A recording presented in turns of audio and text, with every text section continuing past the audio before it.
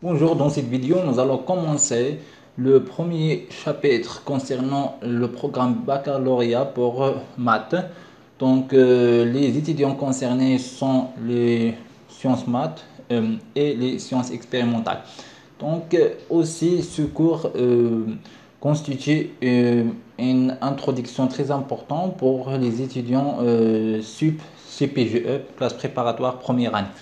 Donc, on commence par un petit rappel concernant la limite avant d'entamer la notion de continuité, qui est une notion neuve concernant le programme du bac. Alors, on va commencer un rappel sur la limite. Soit f, une fonction définie sur un intervalle pointé du centre A, donc i, donc un intervalle i. Donc f, alors on va commencer par f. F est une fonction, donc f est une fonction sur un intervalle i ouvert, donc du centre A, c'est-à-dire que alors x moins alpha, alors x plus alpha. D'accord, là, si le point, le centre A, alors là c'est A, au lieu de x c'est A. Alors là, alpha, donc là c'est alpha. D'accord, ou bien donc on peut dire si i, alors i c'est un intervalle ouvert moins A. Donc c'est-à-dire que i est un intervalle ouvert de centre A. On dit que la fonction f tend vers L lorsque x tend vers plus l'infini et on écrit donc la limite de x lorsque x tend vers A de la fonction f de x égale à L. C'est seulement aussi, donc quel que soit epsilon il est supérieur à 0, alors il existe alpha il est supérieur à 0. Donc ce alpha et alpha donc il existe alpha il est différent à 0. Donc quel que soit x appartient à d de f.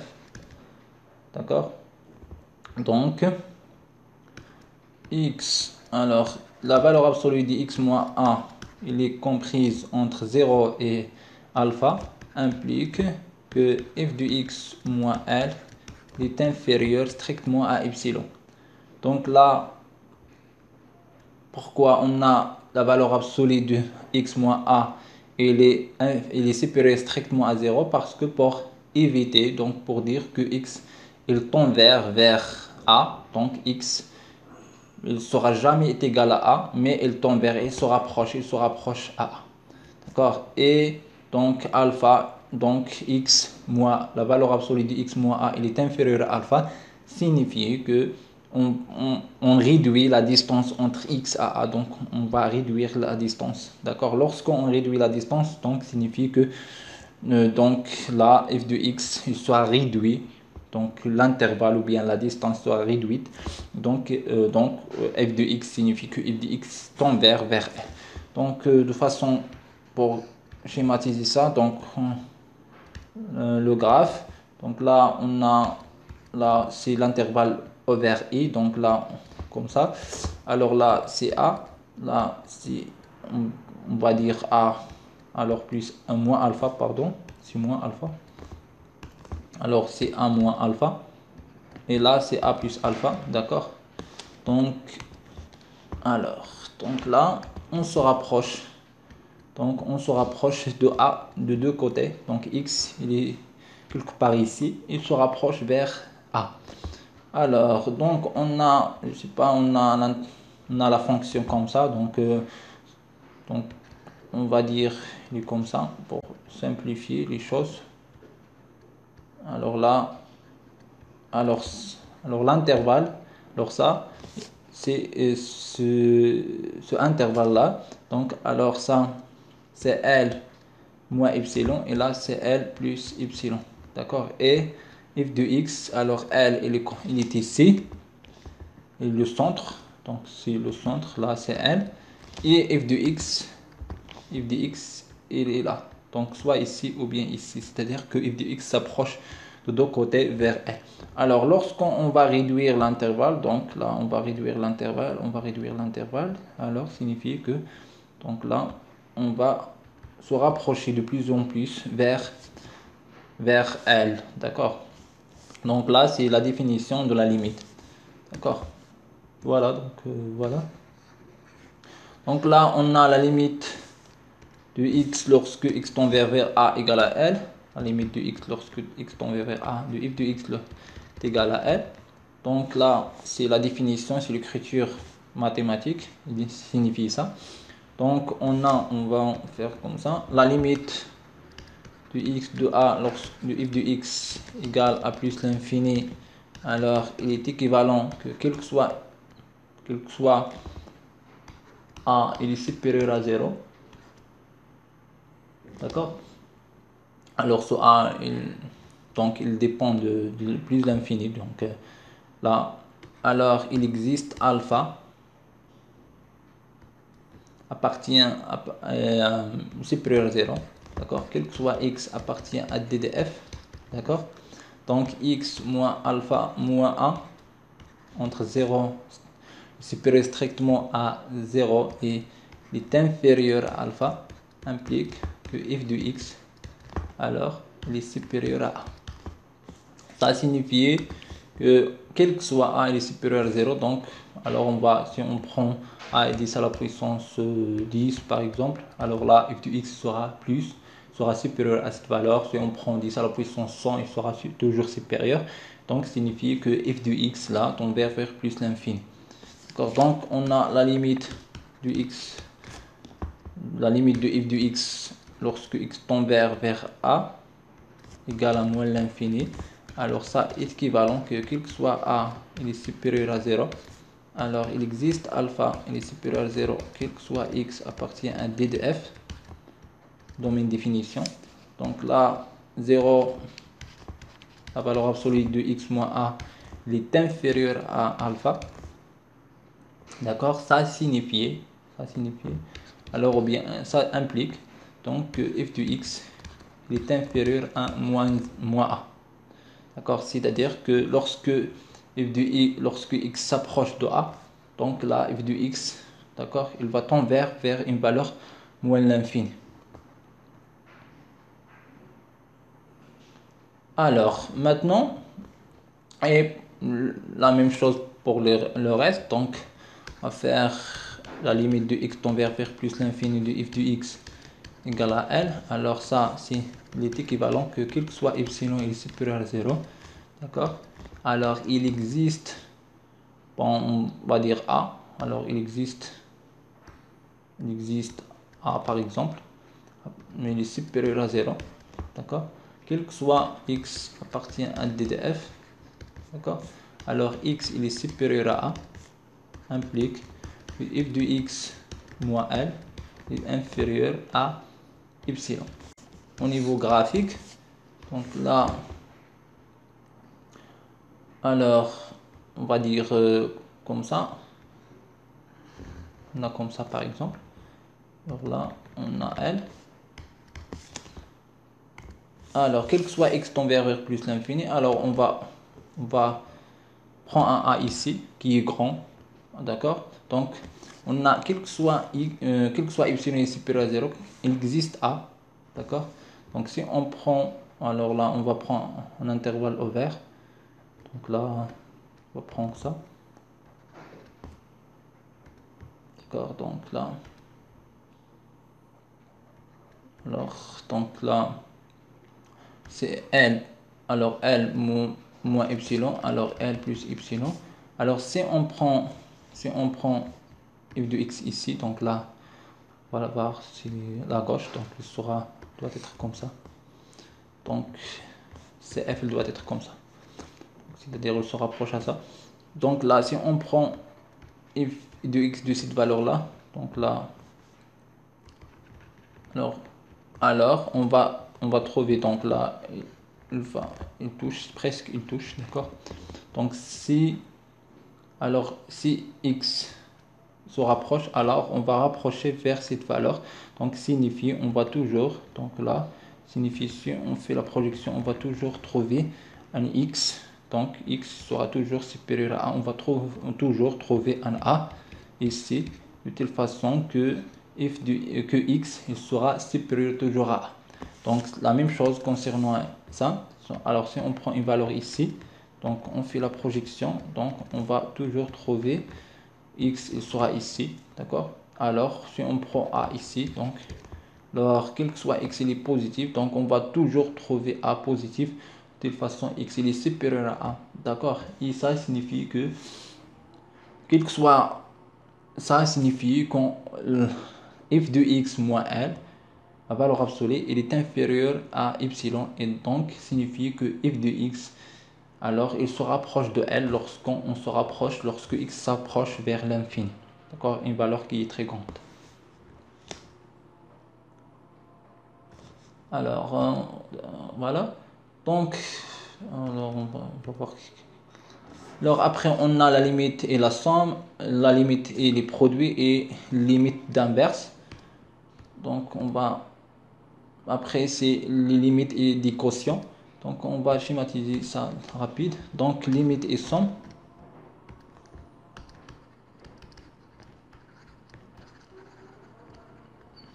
Alors, on va dire proposition. Soit f et g de fonction. D'accord? Donc, on va supposer que la limite de x, lorsque x tend vers a, de f de x égale à l, et la limite de x lorsque x tend vers a de j de x égale à l'. Alors, on a, premier résultat, c'est la limite de x lorsque tend vers a de f plus g de x, alors est égal à la limite de x tend vers a de f de x plus la limite de x tend vers a de j de x est égal à 1 plus l'. La deuxième, alors on a quel que soit lambda appartient à R. Lambda c'est l'inverse, c'est écrit comme ça. Alors lambda, quel que soit lambda appartient à R. Donc on a la limite de x tend vers a de f de x. De lambda f de x, c est égal. Alors là c'est lambda. Soit comme ça, on va faire comme ça. Lambda f de x est égal à la limite. C'est lambda. Bon. C'est lambda. Bon. C'est lambda, la limite de x tend vers a de f de x, alors c'est lambda l. D'accord? Concernant le produit, alors limite et produit,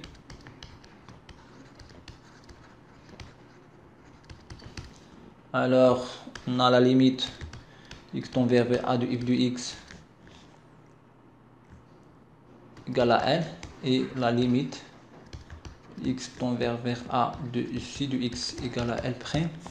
Alors la limite de a de f fois g de x, c'est la limite x tend vers a de f de x fois la limite de x tend vers a de j de x, alors c'est l fois l'. D'accord? Bien sûr, l' appartient à R, donc c'est pas la peine de dire que l' appartient à R. Donc ils sont différents, moins l'infini et plus l'infini. Alors, si on a L il est différent à 0,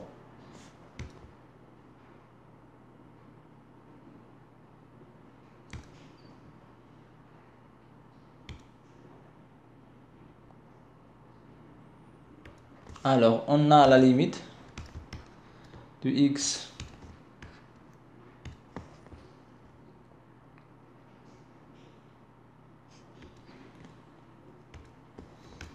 alors on a la limite de x tend vers a de 1 sur f de x, donc là c'est f soit là c'est f qui doit être f de x, f il est différent à 0, alors f il est différent à 0, pardon, alors de x, alors c'est la limite qui tend vers a, alors c'est 1 sur f, alors il est égal à 1 sur l. Alors et après donc pour les quotients, donc les quotients, on va supposer que j de x il est différent à 0, donc la limite de x tend vers a de x f de x sur j de x, alors on peut dire si dans ce cas là sera l sur, alors c'est l sur l', alors l sur l'. Alors maintenant, on va passer vers la continuité. Donc on va commencer par la continuité d'une fonction à un point. Donc définition, soit f est une fonction définie sur un intervalle de centre A. Donc A, f, il est défini sur I, donc I verge x, f de x. Alors tel que I, donc d'un intervalle ouvert, donc ça c'est un intervalle ouvert de centre A, donc x, donc I s'écrit sous la forme, bon, on peut dire c'est A moins, pour dire ne pas confondre les epsilon, alors on va dire, alors là c'est B, alors B moins R, B plus R, donc R appartient, elle est supérieure à 0, d'accord, donc ça il sera du centre B, donc là on dit du centre A, alors là il sera A, alors A moins et A plus, alors là comme ça, ou bien alors si I, alors I moins A signifie que I est un intervalle ouvert. Donc on dit que la fonction f est continue en A si il admet une limite finie en A et on a la condition que la limite de f de x lorsque x tend vers A égale à f de A. Donc là on a deux conditions pour dire que la fonction est continue en A. Alors on dit que f continue en A en point A si alors on a la limite f de x, alors là la limite de f de x égale à f de a. Donc on peut résumer ça. Là il résume, d'accord, puisque f de a alors elle appartient à R. Donc là on a ça, il est équivalent à ça.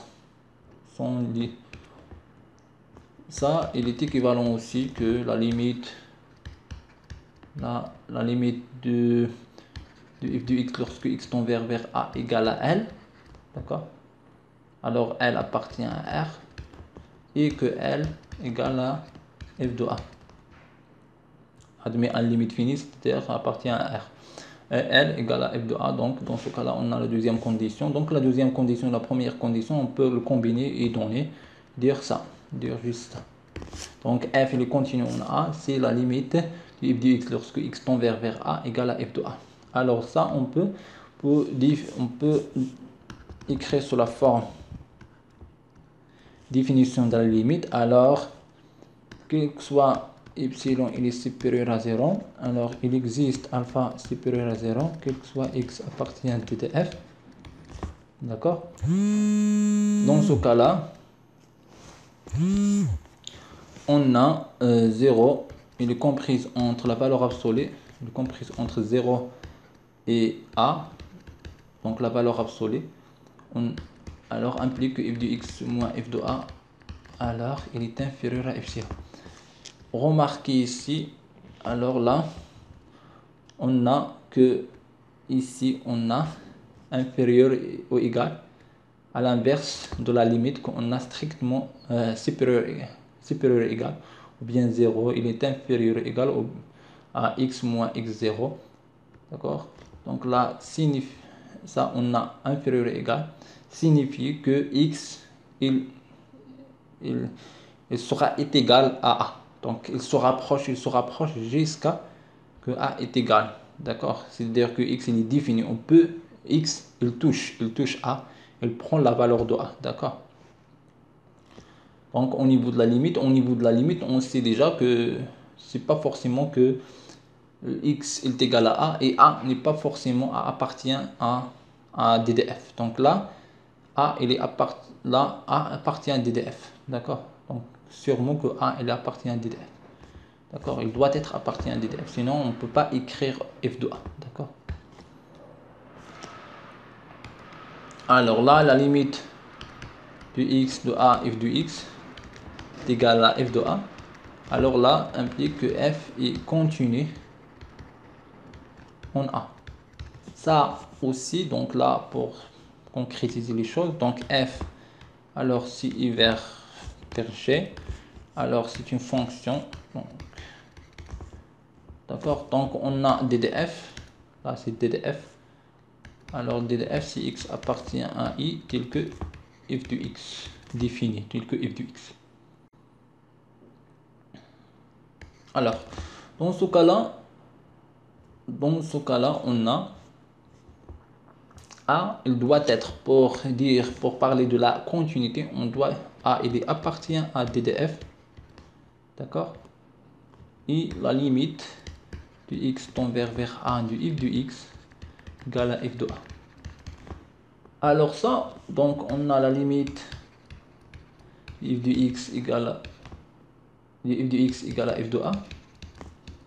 Alors on a, quel que soit epsilon, il est supérieur à 0, alors il existe alpha, il est supérieur à 0, quel que soit x appartient à DDF. Alors x moins A, il est entre 0 et alpha, implique que f du x moins f de A est inférieur à epsilon. Alors là, il y a la possibilité, alors la valeur absolue de x moins A, donc il est supérieur ou égal à 0 parce que x, alors il touche A, c'est-à-dire il sera égal à A parce qu'il est continu. Donc la continuité de façon graphique, donc on a ça comme ça, donc la courbe il est continue, d'accord? Donc là, si on prend ce point là, d'accord, voilà. Donc la schématisation, donc là, alors on va dire ça c'est l'intervalle. Alors là c'est A, là c'est A plus alpha, moins alpha, pardon, moins alpha, alors non, moins alpha et A plus alpha. Alors on a, alors x il est ici, il s'approche, jusqu'à il touche, il sera égal à A, jusqu'à on a x égal à A. Dans ce cas là, donc la fonction il sera comme ça, donc la fonction il se rapproche jusqu'à est égal à f de A. Voilà la continuité, donc là voilà la notion de continuité. Donc on a ça, on a ce truc là. Alors on va revenir à ça. Donc la définition, la continuité à la droite et à la gauche. Donc soit f à la continuité à la droite, donc soit f une fonction définie sur l'intervalle de la forme A, donc la forme A plus R, où R est supérieur à 0. Donc là on dit que f est continu à la droite de A, si f admet une limite finie à la droite de A, et on a la limite de x de A plus, donc x à la droite de A, f de x alors égale à f de A. C'est-à-dire que quel que soit x supérieur à 0, il existe alpha supérieur à 0, quel que soit x appartient à DDF, alors on a x moins alpha, d'accord, il est comprise, x moins alpha, il est comprise entre 0 et alpha, alors implique que f de x moins f de A, il est inférieur à epsilon. On va schématiser ça, donc on a la continuité à la droite, donc on dit que x, alors f est une fonction définie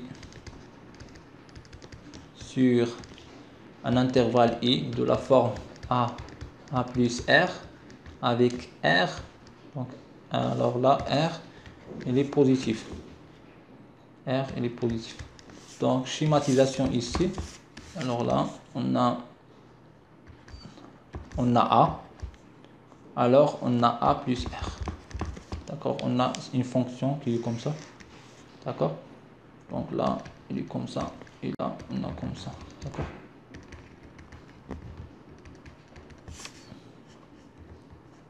Alors ça, c'est f de A. Alors, on dit que f est continu à la droite, f continu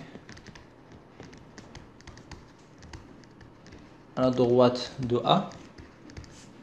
Donc si la limite de x tend vers A+, f de x égale à f de A. Alors là, on a ici seulement aussi, c'est-à-dire on a l'équivalence. Donc schématisation, c'est-à-dire à la droite, on a la gauche et droite, c'est-à-dire x il s'approche d'ici. Lorsque x il s'approche d'ici, alors on a la fonction, donc x il est ici. Alors f de x, alors on a f de x, f de x, f de x. Alors il s'approche jusqu'à il touche. Ça lorsque x égale à A+. Donc là, on désigne que il touche, il s'approche de A de côté droite. D'accord. Donc là, on dit que f il est continu à la droite, c'est-à-dire f il est continu à la droite ici. On n'a aucune indication ici, d'accord? Voilà. Donc, par définition de la limite, donc quel que soit epsilon est supérieur à 0, alors il existe alpha est supérieur à 0, quel que soit x appartient à d de f. D'accord? Donc, on a x moins 1 moins alpha. C'est la valeur absolue, donc d'accord, il est comme ça. Implique que f de x moins f de a est inférieur à la valeur à epsilon. On sait déjà que x appartient à ce intervalle-là, alors x il est ici, c'est-à-dire que x il est toujours supérieur à a, et donc x moins a il sera positif, et donc on va enlever la valeur absolue. Donc il sera comme ça, x moins a. Bien sûr, là il reste, donc là il va toucher a de côté, de côté plus.